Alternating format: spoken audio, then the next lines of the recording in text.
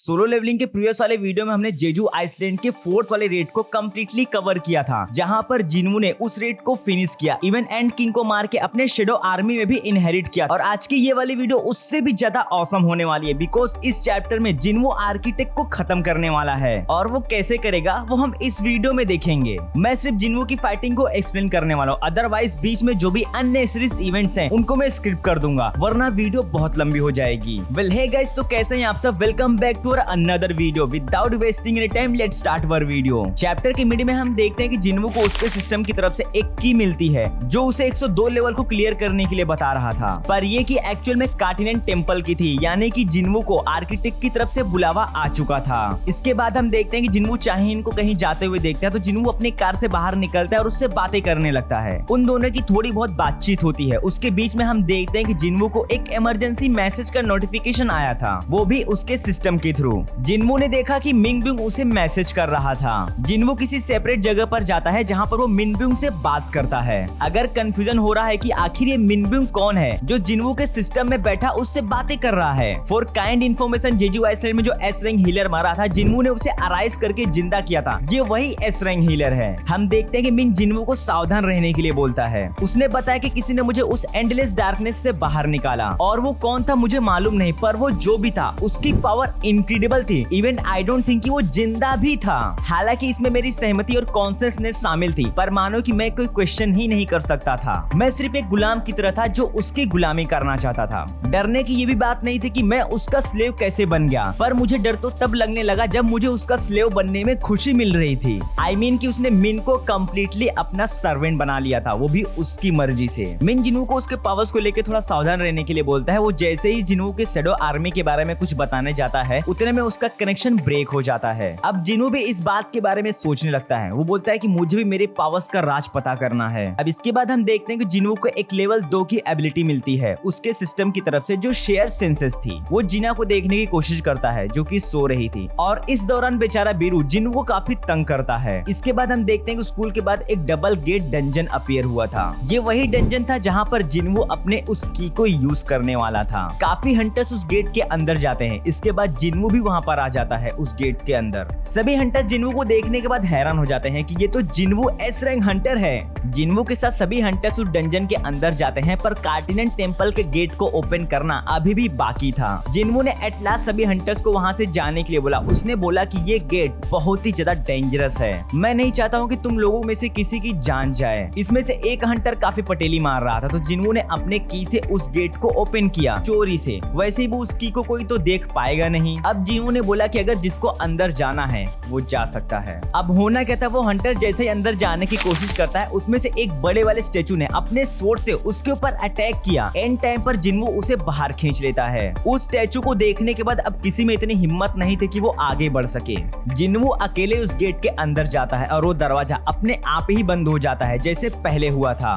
System में भी ये नोटिफिकेशन आ जाता है कि की होल्डर जिन्वू एंटर कर चुका है। जिन्वू अंदर जाते ही खुद से बोलता है कि आखिरकार मैं यहाँ पर वापस आ गया, और ये इस बार पहले से कुछ अलग है। इवन मैं क्लियरली फील कर सकता हूँ कि ये सभी स्टेचूज डीमन नहीं है, और इनके अंदर कोई भी मैजिकल पावर्स है ही नहीं। कोई और ही है जो इन्हें पपेट्स की तरह कंट्रोल कर रहा है। और यहाँ पर सिर्फ एक ही स्टेचू है जिसके अंदर मैजिकल एनर्जी है, और वो कोई और नहीं बल्कि तुम ही हो। जिन्वू उस आर्किटेक्ट से बात करता है और उसे खुद को शो करने के लिए बोलता है। एंड नाउ उस आर्किटेक्ट ने रिस्पॉन्स किया। उसने जिन्वू को बोला कि आखिर तुम आ ही गए। अब उस आर्किटेक्ट ने खुद को कम्प्लीटली फ्री कर दिया। अब वो जाग चुका था। उसके हाथ में जो टैबलेट था वो भी ब्रेक हो चुका था। जिन्वू बोलता है कि उन सभी वर्ड्स का कोई मतलब ही नहीं था जिसे तुमने अपने उस टैबलेट पर लिखा था। जिसके रिप्लाई में आर्किटेक्ट बोलता है कि देयर वाज मीनिंग, पर अब उसका कोई भी मतलब नहीं। अब जिन्वू बोलता है कि क्या तुमने मुझे यहाँ पर बुलाया है? इस पे वो आर्किटेक्ट हाँ बोलता है। जिन्वू ने उसे पूछा कि क्या तुम एक मॉन्स्टर हो? इसके रिप्लाई में उसने बोला कि तुम गलत क्वेश्चन कर रहे हो मुझसे। तुम मुझसे ये नहीं पूछ सकते हो कि मैं कौन हूँ, बल्कि तुम ये पूछो कि तुम कौन हो। ये तुम्हारा फाइनल टेस्ट है। अगर तुमने इन सभी स्टेचूज को हरा दिया तो मैं तुम्हारे रिवॉर्ड के तौर पर तुम्हें सब कुछ सच बता दूंगा। जिन्वू अराइज बोल के अपने शेडो आर्मी को समन करने की कोशिश करता है, पर उस आर्किटेक्ट ने एक चुटकी बचा के उसके समनिंग को रोक देता है। वो बोलता है कि ये फाइनल टेस्ट है और ये टेस्ट तुम्हारा है, ना कि तुम्हारे आर्मी का।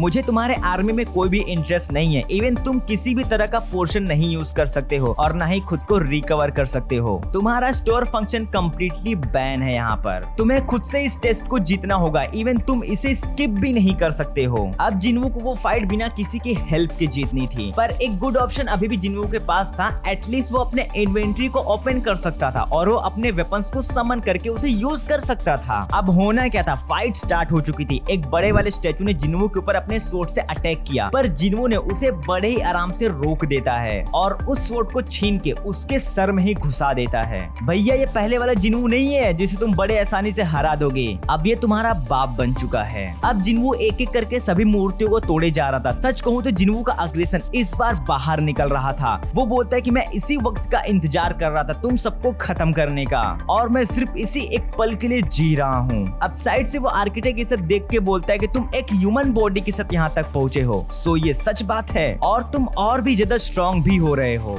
जिन्वू काफी मूर्तियों को डिस्ट्रॉय कर चुका था। इसके बाद वहाँ की जो सबसे बड़ी वाली मूर्ति थी उसने भी जिन्वू के ऊपर अपने लेजर से अटैक किया। हालांकि जिन्वू उसको डॉज कर जाता है। एक तो मूर्ति इतनी बड़ी थी और उसके रिफ्लेक्सेस और उसकी स्पीड काफी फास्ट थे। इसी बीच में जिन्वू अपनी स्पीड को एक डोमिनेटर स्किल करके एबिलिटी के साथ मर्ज करता है और उसके ऊपर अटैक करता है, पर ये अटैक यूजलेस था। अब इसके बाद जिन्वू मल्टीलेशन को यूज करता है जो कि हवा में बहुत से ब्लेड समन होते हैं। हालांकि ये ब्लेड किसी भी ह्यूमंस के टुकड़े कर सकता था पर इसके नहीं। इसके बाद जिन्वू ने बिना टाइम को वेस्ट किए अपने पंच से उसे एक जोरदार अटैक करता है। वो अपनी सारी पावर्स को अपने पंच में इनहेरिट करता है। नाउ जिन्वू का ये पंच इतना ज्यादा ब्रूटल था कि सच में वो बड़ी वाली शैतानी मूर्ति वहीं पर ढेर हो जाती है। आर्किटेक्ट ये सब देख के काफी खुश होता है कि जिन्वू इस तरह का भी अटैक कर सकता है। अब जिन्वू आर्किटेक्ट के पास जाता है। वो उसे बोलता है कि तुम मुझे सब कुछ बताओगे, पर आर्किटेक्ट बताने से मना कर देता है। वो बोलता है कि तुम्हारा टेस्ट अभी खत्म नहीं हुआ है। Can't you see I am still here, मैं तुम्हारा फाइनल टेस्ट हूँ। अब जिन्वू को कहीं न कहीं गुस्सा आ रहा था आर्किटेक्ट के ऊपर। जिन्वू के सिस्टम की तरफ से उसे एक नोटिफिकेशन आता है कि अगर उसने 10 मिनट में उस आर्किटेक्ट को नहीं हराया तो जिन्वू की वहीं सडन डेथ हो जाएगी, उसका दिल धड़कना बंद हो जाएगा। इसके बाद वो आर्किटेक्ट बोलता है कि मैंने तुम्हें पहले ही बोला था कि तुम मुझसे फालतू के क्वेश्चंस कर रहे हो, बट इट्स ओके, मैं तुम्हारे क्वेश्चन का आंसर जरूर दूंगा। क्या तुम सच में जानना चाहते हो कि मैं कौन हूँ? I am the architect of the system. अब क्या तुम मेरे आंसर से सेटिस्फाइड हो? इसके बाद हम देखते हैं कि आर्किटेक्ट ने जिन्वू के ऊपर अटैक किया और उसे एक जोरदार पंच से हिट किया। आर्किटेक्ट के एक ही पंच से जिन्वू के मुंह से ब्लीडिंग होने लगी थी। जिन्वू वापस से स्टैंड करता है और आर्किटेक्ट से फाइट करने लगता है। फिलहाल तो जिन्वू सिर्फ उसे डॉज कर रहा था, हिट तो नहीं कर पा रहा था। आर्किटेक्ट बोलता है कि मेरे इतने लॉन्ग लाइफ में कभी ये भरोसा नहीं किया था कि कोई ऐसा भी ह्यूमन हो सकता है जो मुझे टक्कर देने के लिए वर्दी हो। सच कहूँ तो ये कमाल की बात है। अब इसके रिप्लाई में जिन्वू आर्किटेक्ट को बोलता है कि तुमने अभी भी मेरे क्वेश्चंस का आंसर नहीं दिया। आखिर तुमने इस सिस्टम को क्यों बनाया और तुमने मुझे एज अ प्लेयर क्यों सिलेक्ट किया? जिस पे आर्किटेक्ट बोलता है कि क्या तुम्हें सच में इसका जवाब चाहिए? दोनों की फाइट कंटिन्यू होती है। जिन्वू जिस स्किल को यूज कर रहा था आर्किटेक्ट भी उसी स्किल को यूज कर रहा था। इसी बीच में आर्किटेक्ट जिन्वू को बोलता है कि तुम मुझे भले मारो या फिर मत मारो, पर तुम जिस सवाल के जवाब को जानना चाहते हो वो तय किया जा चुका है और तुम इसे बदल नहीं सकते हो। मैंने उसी पल सब डिजाइन कर दिया था जब मैंने इस गेम को बनाया था। इसी बीच में हमें पता चलता है कि आर्किटेक्ट ने जिन्वू को चूज नहीं किया, बल्कि ये तो इवेंचुअली ही हुआ था। और एसबोर्न को कैसा वेसल चाहिए था, जिन्वू उसके लिए परफेक्ट और वर्दी वेसल था। हालांकि कहीं न कहीं एसबोर्न ने ही जिन्वू को चूज किया था, क्योंकि आर्किटेक्ट तो किसी और वेसल की तलाश में था। इसके ऊपर मैंने एक फुल वीडियो को बनाया है, डिस्क्रिप्शन में आपको उस वीडियो का लिंक मिल जाएगा। आर्किटेक्ट को काफी हैरानी होती है कि जिन्वू अपने पावर्स के बेसिस पर आर्किटेक्ट के सभी अटैक को बड़े इजीली डॉज कर रहा था और उसे एक जोरदार पंच से हिट भी करता है। एक फेक बॉडी होने के बाद भी जिन्वू आर्किटेक्ट की गांड फाड़ देता है। फेक बॉडी मींस एसबोर्न के लिए एक फेक बॉडी थी। जिन्वू तो अब एसबोर्न का वेसल है। एंड वैसे भी जिन्वू के अंदर अभी तक एसबोर्न की सारी पावर्स इनहेरिट हुई ही नहीं है। ये तो इनकम्प्लीट पावर्स है एसबोर्न की। आर्किटेक्ट जोर जोर से चिल्लाया जा रहा था, मानो कि कोई उसकी ले रहा था। हालांकि फिलहाल तो जिन्वू इसकी कह के ले रहा था। जिन्वू ने आर्किटेक्ट और उसके सभी स्टैचूज को हरा दिया था। नाउ अभी भी स्टिल 3 मिनट्स बाकी थे और जिन्वू ने आर्किटेक्ट को टेक डाउन कर दिया। ओ भैया, यह है अपना Sung Jinwoo, vessel of Ashborn the shadow monarch. Finally अब आर्किटेक्ट जिन्वो को बताता है कि तुम जिस सवाल के जवाब को जानना चाहते हो वो तुम्हारे ही अंदर है। आर्किटेक्ट जिन्वो को एक ऑप्शन देता है यस और नो का। उसके सामने एक नोटिफिकेशन शो होता है किसी की मेमोरी को रिट्राइव करने का। नाउ जिन्वो ने उसे एक्सेप्ट किया। इसके बाद हम देखते हैं कि डेटा रिट्रीव सक्सेसफुल का नोटिफिकेशन हमें दिखाया जाता है। अब जिन्वो को वो सब दिखाई देता है जो एसबॉर्न ने देखा था। इट मींस कि ये सभी यादें एसबॉर्न की थी, जहां पर जिन्वो ने देखा कि वहां पर बहुत से मॉन्स्टर्स थे और उनके अगेंस्ट में उसने सिल्वर सोल्जर को देखा था जो एक्चुअल में रूलर्स थे और ये सभी मॉन्स्टर्स मोनार्क्स थे।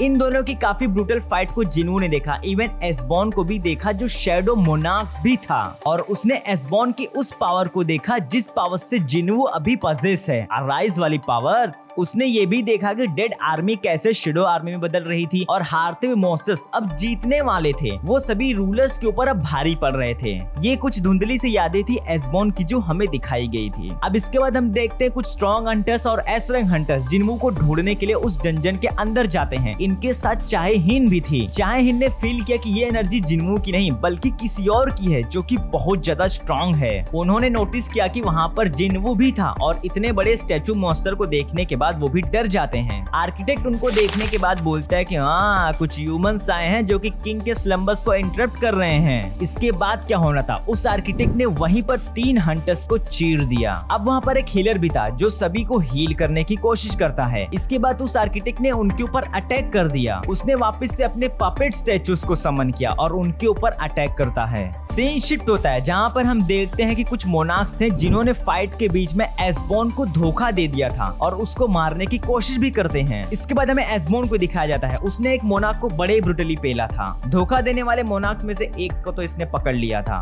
एसबॉर्न उससे पूछता है कि आखिर तुमने मुझे धोखा क्यों दिया। अब उस मोनार्क के मुंह से मिंग डिंग जैसा कुछ वर्ड्स बाहर निकलता है, हालांकि इसका मतलब तो मुझे भी नहीं समझ में आया। अब होना क्या था, एसबॉर्न उसे हवा में उठाता है और हवा में ही चाप देता है। जिन्वो ने यहाँ पर कुछ नोटिस किया उस मोनार्क की आंखों को। उसने बोला कि मैंने इन आंखों को पहले भी कहीं पर तो देखा है और मैं इस बात को कैसे भूल गया। ये मोनार्क कोई और नहीं बल्कि किंग ऑफ द डीमन बारन था जिसने एसबॉर्न को धोखा दिया था। सबके सीने में एक ही दिल धड़कते हैं पर हमारे जिन्वो के सीने में अब 2 दिल धड़क रहे थे। अरे हाँ, एक एसबॉर्न का भी तो था।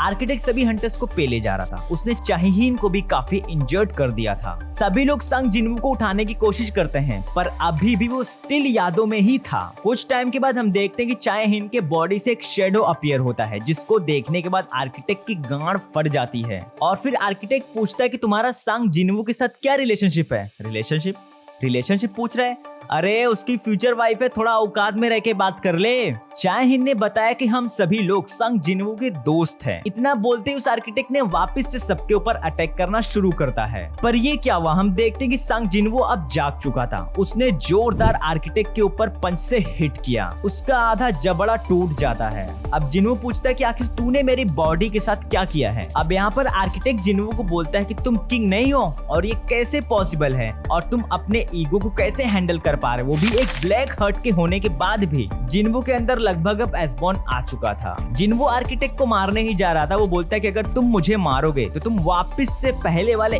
ई रैंक हंटर संग जिन्वो बन जाओगे और मेरे सभी पपेट्स को तुम रोक नहीं पाओगे। अब इसके रिप्लाई में जिन्वो हंसते हुए बोलता है कि तब क्या होगा अगर सिस्टम का क्रिएटर ही डिसअपियर हो जाएगा। जिन्वो के इतना बोलते ही आर्किटेक्ट सिस्टम को डिस्ट्रॉय करने जाता है पर हम देखते हैं कि सिस्टम ने खुद ही क्रिएटर के एक्सेस को ब्लॉक कर दिया था। यस गाइस, ये कमाल भी अपने संग जिन्वो ने ही किया था। अब सिस्टम का नया यूजर संग जिन्वो बन जाता है। अब होना क्या था, जिन्वो ने आर्किटेक्ट के टुकड़े टुकड़े कर दिए। आर्किटेक्ट ने अपने लास्ट मोमेंट में जिन्वो को बोलता है कि ये एक भविष्यवाणी है। जब कोई आग से बने पिलर को यूज करता है वो भी हेवेंस के लिए, तब उसकी मौत पक्की है। और यहाँ पर जिन्वो ने कहा कि हाँ जरूर। तो देखा आप सबने, जिन्वो ने ऐसे आर्किटेक्ट को खत्म किया। तो गाइस, इसी के साथ हमारा चैप्टर यहीं पर खत्म होता है। अगर वीडियो आपको अच्छी लगी तो प्लीज हमारे वीडियो को लाइक और हमारे चैनल को सब्सक्राइब भी कर लेना। अब मिलते हैं नेक्स्ट वीडियो में।